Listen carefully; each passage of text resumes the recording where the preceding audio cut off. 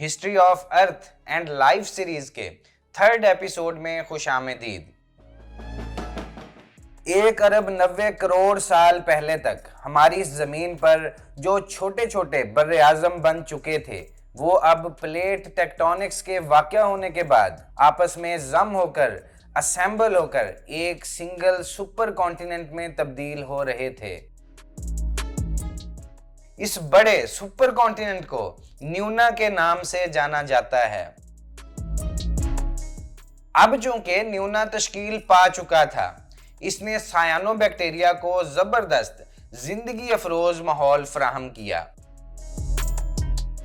इसकी झीलों, नदियों, दरियाओं और आबशारों में सायानोबैक्टीरिया फोटोसिंथेसिस के जरिए वाफर ऑक्सीजन तैयार करने लगे।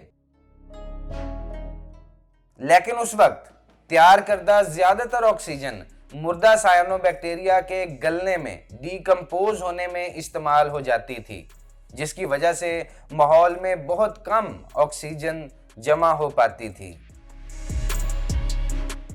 फिर कुदरत ने इस मसले का हल भी निकाल दिया और जमीन पर मुर्दा सायानोबैक्टीरिया तलछट के नीचे दफन हो गए। लिहाजा अब ऑक्सीजन फिजा में खत्म होने के बजाय फिजा में तेजी से जमा होने लगी।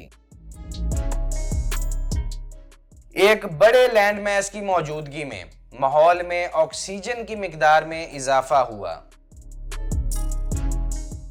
जैसे जैसे जमीन की सतह पर सुपर कॉन्टिनेंट का कुल रकबा बढ़ता गया, उसी तरह माहौलियाती ऑक्सीजन की सतह भी ड्रामाई तौर पर बढ़ती चली गई। अब वक्त गुजरने के साथ साथ इस बड़े बरे आजम न्यूना ने फिर से खुद को छोटे बरे आजमों में तोड़ डाला। लेकिन एक बार फिर प्लेट टेक्टोनिक्स ने इन छोटे बरे आजमों को दोबारा जमा कर दिया और फिर से एक नया सुपर कॉन्टिनेंट तश्कील दे दिया,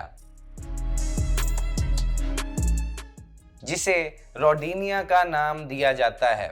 यानी आज से 0.8 बिलियन साल पहले सुपर कॉन्टिनेंट न्यूना एक नए सुपर कॉन्टिनेंट रोडिनिया में बदल चुका था। इसके बाद खते इस्तवा के इलाकों में समुद्री प्लेटों के स्लैब बर्रे आजम की स्लैब्स के नीचे सबडक्ट होने लगे, दफन होने लगे और आहिस्ता आहिस्ता ये स्लैब्स मेंटल ट्रांजिशन जोन में जमा होते गए। आखिरकार ये स्लैब जमीन के अंदरूनी कोर में गिर पड़े। इन स्लैब्स ने बिजली और इलेक्ट्रॉनिक बहाव को तब्दील कर दिया था, जिससे जमीन का बैरूनी कोर ठंडा होने लगा। इसके नतीजे में कोर डीपोल मकनातीसी फील्ड एक कमजोर क्वाड्रल पोल मकनातीसी फील्ड में बदल गया। History of earth and life series के सेकंड पार्ट में, जैसा कि मैंने आपको बताया था, मिल्की वे गैलेक्सी और डॉर्फ गैलेक्सी के आपसी टकराव के नतीजे में बेशुमार नए स्टार्स क्रिएट हुए थे। ये नए वजूद में आने वाले सितारे सुपरनोवा धमाकों में खत्म हुए और इससे पैदा होने वाली कॉस्मिक रेज से जमीन पर बमबारी हुई। उस वक्त जमीन का मकनातीसी फील्ड अभी कमजोर था, इस वजह से तब हमारी ये जमीन कॉस्मिक रेज से बुरी तरह मुतासिर हुई थी। बादलों ने पूरी जमीन को घेर लिया था और बर्फ ने इसकी सतह को मुकम्मल तौर पर ढांप लिया था। इन सुपरनोवा धमाकों का एक और सिलसिला पेश आया। इन धमाकों का यह सिलसिला बढ़ते बढ़ते एक लंबी सीरीज में बदल गया। ये दौर आज से तकरीबन 700 से 600 मिलियन साल पहले गुजरा है, यानी 70 से 60 करोड़ साल पहले। इससे शदीद सर्दी के अदवार शदीद गर्मी के अदवार के साथ पंक्चुएट होने लगे। एक लंबे अरसे तक जमीन का मौसम शदीद सर्द और फिर शदीद गर्म रहता। इंतहाई सर्द अदवार में माहौल में ऑक्सीजन आर्किन एवॉन की सतह पर गिर गई, जिससे बड़े पैमाने पर मादूमियत पैदा हुई और बेशुमार जानदार इस जमीन से हमेशा के लिए मादूम हो गए, खत्म हो गए।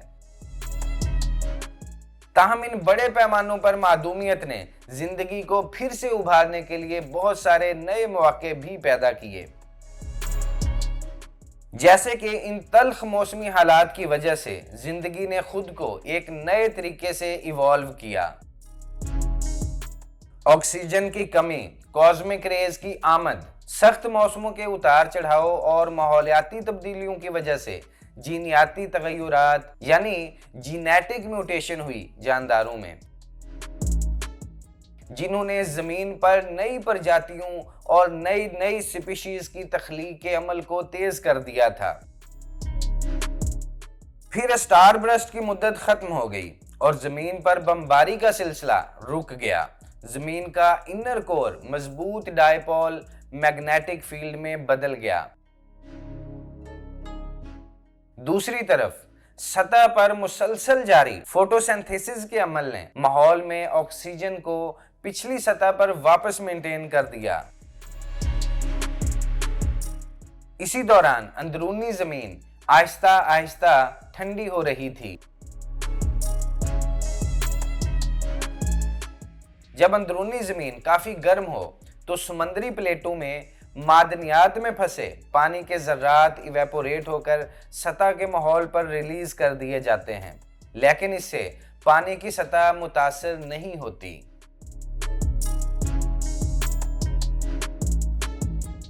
ताहम एक बार जब मेंटल दर्जा हरारत 650 डिग्री सेंटीग्रेड से नीचे गिर जाता है तो मादनियात पानी के इन अज्जा को ऊपरी मेंटल में ले जाते हैं। इस दौरान सतह पर पानी की मिकदार में कमी आती है और समुद्री सतह आहिस्ता आहिस्ता कम हो जाती है। इस अमल को लीकिंग अर्थ फिनोमिना के नाम से जाना जाता है, जो हर उस सियारे पर देखने को मिलता है जो अपने कूलिंग के प्रोसेस से गुजर रहा हो।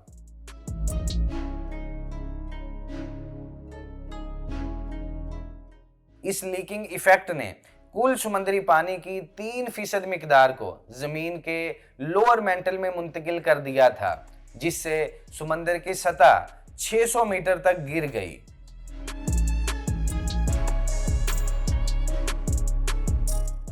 इसके नतीजे में जैसे जैसे जमीन पर सूरज की रोशनी पड़ती गई, सतह के जमीनी इलाकों के रकबा में इजाफा होता गया।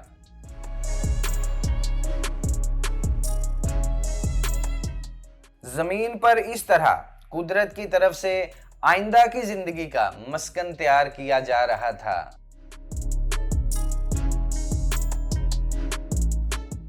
नदियों ने अपने चलते पानी के जरिए जजीरों से ग़ज़ाई अज्जा को बर्रे-आज़मी शेल्फ तक पहुंचाना शुरू कर दिया था।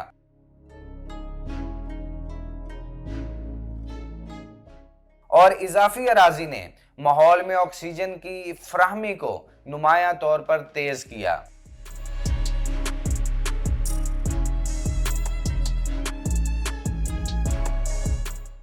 इन तमाम अवामिल ने जमीन पर जिंदगी की धमाका खेज शुरुआत के लिए स्टेज अब सजा दिया था। अब जमीन अपनी सतह पर जिंदगी को वेलकम करने के लिए तैयार थी।